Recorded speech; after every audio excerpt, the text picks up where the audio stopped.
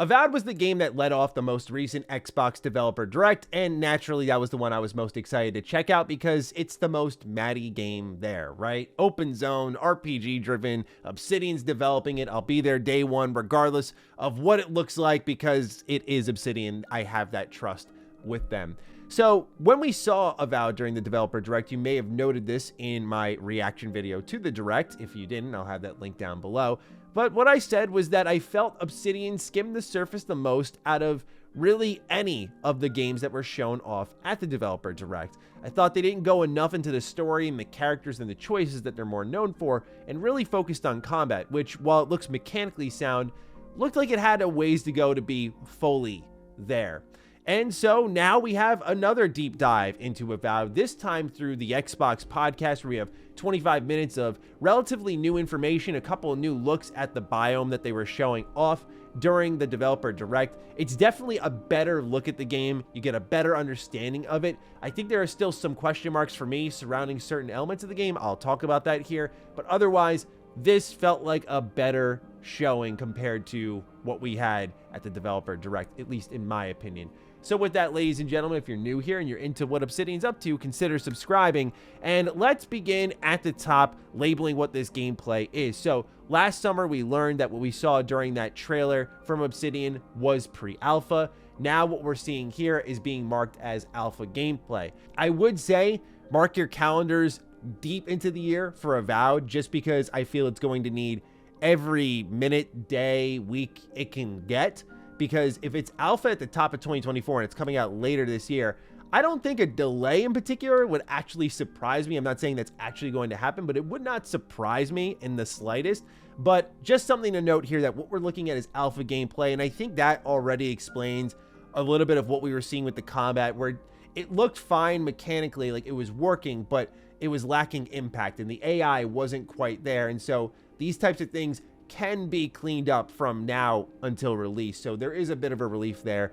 However, some added details that they threw in there was what region we're in. It's called the Shatterscarp region. It's defined as the third region in the game, which they also said during the Developer Direct, and they say that it is one adventure space in one corner of the region, defining it as absolutely missable, and that it's populated by the locals of Roatai, which people may recognize from Pillars of Eternity, which is defined by Carrie Patel, the game's director, as a fun but militaristic culture, and also that there's a ramp up of tension within this region between the Empire and its locals. Now, the story is driven you here because of the Dream Scourge effects, which are strong here, and she even mentioned that there's an archmage taking up a corner of the map that's her frozen labyrinth, but once again called it open zone, similar to the Outer Worlds. I think the scale of this game is going to be music to a lot of people's ears. I've said this before, so I apologize for my redundancy, but I do feel like we're being inundated with big time sink style games. So knowing that these are zone to zone type exploration areas and that there's missable content and you can kind of mainline the game if you want to is really good stuff to me. I also love to know that if I'm going to go off the beaten track, hopefully I'll get rewarded. I hope it's better than the Outer Worlds. One of my critiques of that game was I felt anytime I did try to go check out a random side location, it wasn't like a story was being told there, even in notes or a terminal, something like that, or a character to find. It was typically an enemy base and a conduit for more combat, which isn't a bad thing by any means, but I did like how Obsidian handled, say, Fallout New Vegas, right, where you'd find stories within these areas, and I felt like the Outer Worlds was missing a little bit of that, so I hope Avowed does punch that a little bit more and doesn't go just full-on combat dens everywhere you go. They talked a bit about movement in this game. You see swimming and you see mantling within the brand new gameplay here. But one thing that had been noted that I thought was really interesting is how the player can interact with objects in areas. They said you can destroy objects to find new areas. That's pretty simple. But one example they gave, that this is kind of the theme of the video, I wish they showed, was they said that you can freeze the water of, say, a lake or a pond or a river and walk across that to then access a new area. Like, that type of interaction is awesome, and that's the type of systems that I feel they needed to show off beyond the combat. Like, some of the stuff they're talking about are things that I feel would bring more people to Avowed because it's different, it's interactive.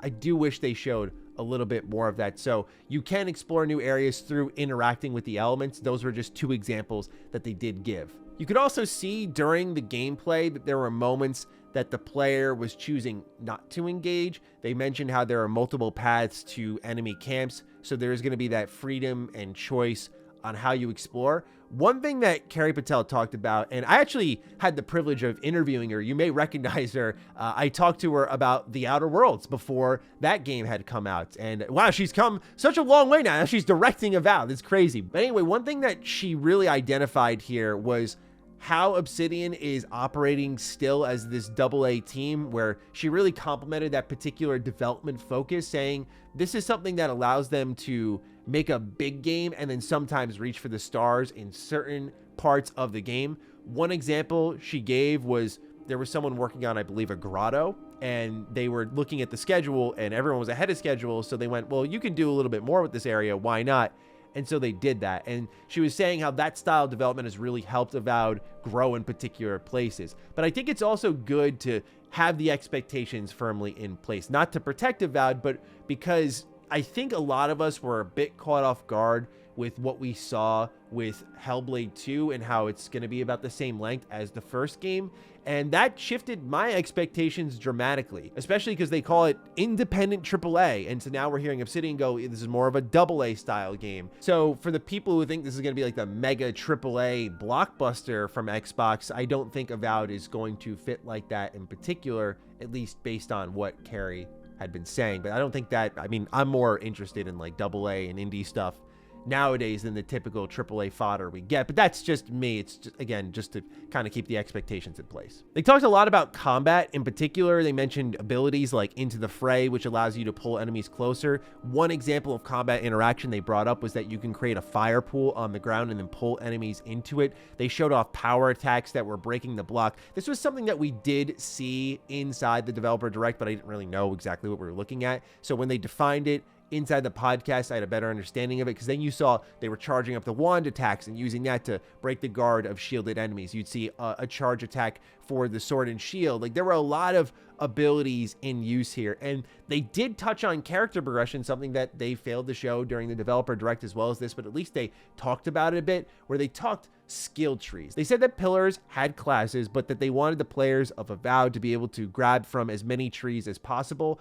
And there was this real emphasis in the terms of the gameplay on not locking you in, allowing you to respec at any point down the road. I think this is great because it means that there is a sort of build focus, like you're going to gradually build stats and gain momentum towards a particular play style. But if you didn't like that, even if you are one of the biggest RPG experts on the planet, you can undo that and then start building in a new direction. They talked about loot. They used the word unique. That was something I was very critical of Starfield not having, is unique loot that looks and feels different. And they talked about unique weapons with nice buffs, unique properties. That would excite me a lot if they deliver on that, because that gives that motivation to go to different corners of the map and uncover something, go like, whoa, this wand does this, which no other wand in the game does.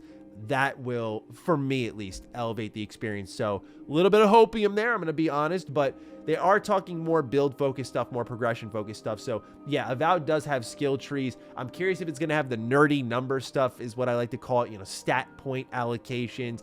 Are they going to have any unique mechanics to Avowed in the terms of, like, Outer Worlds had flaws, right? And I thought that was a really cool character building system where as you got good at certain things, like, you could become even better at it, but you'd also accept that you were really bad at something else. So I wonder if Avowed's going to have any quirks like that. They mentioned companions can have special abilities as well. So think of The Outer Worlds, where, again, when you're traveling with your two companions, you had abilities on them that you could activate and they would help during combat. Sometimes it felt a little spammy, and when the camera swapped over to your character taking that action, the first few times it was good and cinematic and cool, but over the course of like a 30, now with all the DLC intact, like 40-hour game, it does wear down the experience and feel a little too stop and go. They broke down the quest a little bit more, saying that the player could confront a particular character who was running away and either sympathize with or challenge him, and that the way you navigated it had, quote, big consequences, end quote. They talked about how Kai's backstory, which is one of the companions that you first saw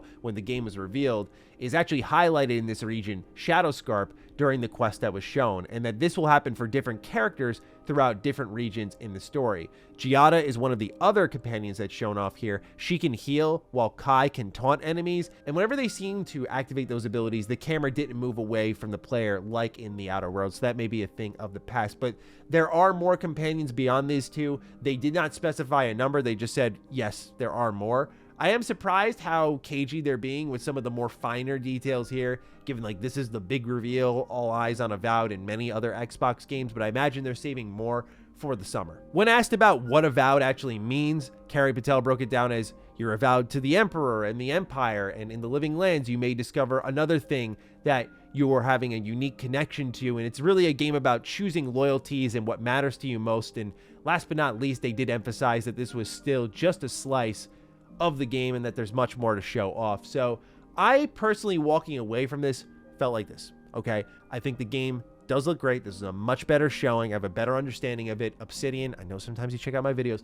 Please start showing the things you're talking about, because, for example, the freezing of the water and using that to go to a new place is a really cool idea. I want to see that in action. Skill trees. You don't have to show us the whole entire skill tree, but show a quick leveling up. Like, give us a good feel, a good idea of what these things are that make Avowed distinct, because I think the reason some people were really down on Avowed is because what it showed was not the Obsidian strengths, right? The stories, the choices, like you talked about the choices and the consequence, and I know you don't want to spoil that, but if it's a side content piece in the third region and it's totally missable, might have been worth just showing like 2 ways the quest can play out. I think like I would have taken that risk just to say like, hey player, look how different these two are. When you don't show that, it can create a little cloud of doubt.